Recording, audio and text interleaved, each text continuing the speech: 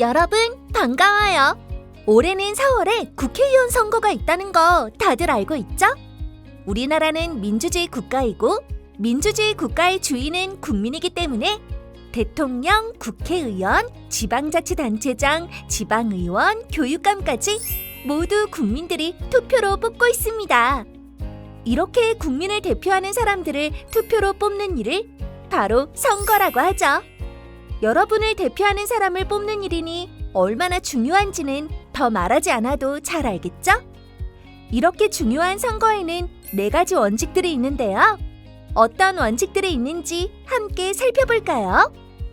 먼저, 보통 선거의 원칙. 만 18세 이상이 되면 누구나 투표를 할 수 있다는 원칙이죠. 두 번째는 평등 선거의 원칙입니다. 누구나 한 표씩만 투표할 수 있다는 것이고요. 직접 선거의 원칙이 3번째입니다. 내가 해야 할 투표를 다른 사람이 대신해서 투표해선 안 된다는 것이죠.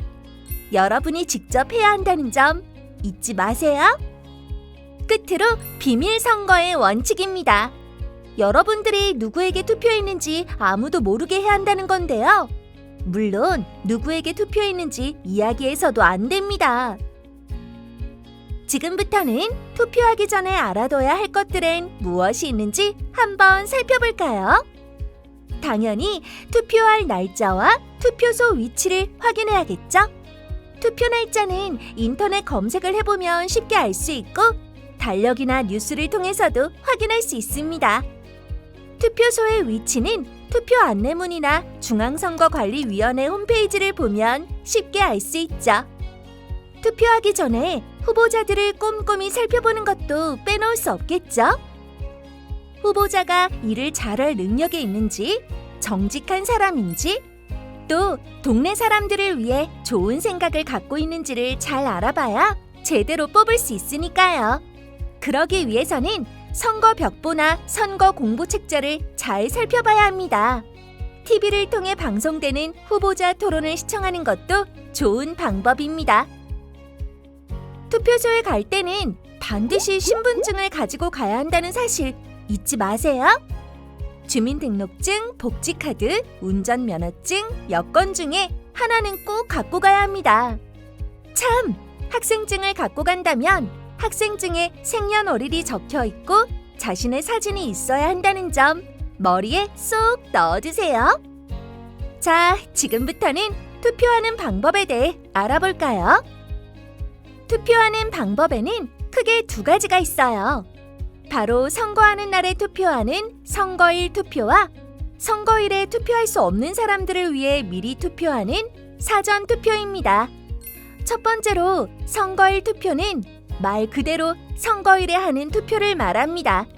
날짜와 투표소 위치를 잘 기억해뒀다가 아침 6시부터 저녁 6시 사이에 하면 됩니다.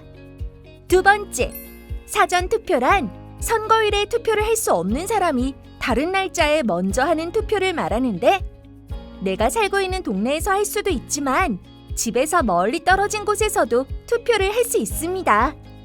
물론 투표하러 갈 땐 신분증을 반드시 챙겨가야 한다는 건 기본 중에 기본이겠죠? 자, 지금부터는 투표 순서와 방법에 대해 설명해 드릴게요. 투표소에 가면 먼저 신분증을 보여주고 이름을 쓰는 곳에 이름을 쓰거나 손도장을 찍습니다. 그런 다음 투표용지를 받고 기표소에 들어가서 투표용지에 도장을 찍습니다. 이때 용지 하나에 도장은 한 번만 찍습니다. 도장을 찍은 투표지를 접어서 누구를 찍었는지 보이지 않게 합니다. 투표지를 투표함에 넣고 투표소를 나가면 투표는 끝이 납니다. 어렵지 않죠? 투표소 안에서 사진을 찍거나 누구에게 투표했는지 다른 사람에게 말하면 안 된다는 점도 잊지 마세요. 그리고 손이 불편한 사람들과 눈이 불편한 사람들을 위한 투표 보조 용구들도 준비되어 있으니까 필요할 경우엔 꼭 도움을 받으시기 바랍니다. 어때요? 외울 것도 좀 있고 투표하는 과정이 좀 어렵게 느껴지나요? 이 영상을 몇 번 반복해보고 필요한 것들은 메모해두면 절대 어렵지 않아요. 그래도 잘 모르는 부분들은 투표소에서 투표 사무원들에게 물어보면 친절히 알려주니까 너무 걱정하지 마세요. 우리나라 국민이라면 당연히 누려야 할 참정권의 권리를 여러분들도 꼭 행사하시길 바랍니다. 여러분이 투표하는 데 도움이 됐길 바라며 그럼 안녕!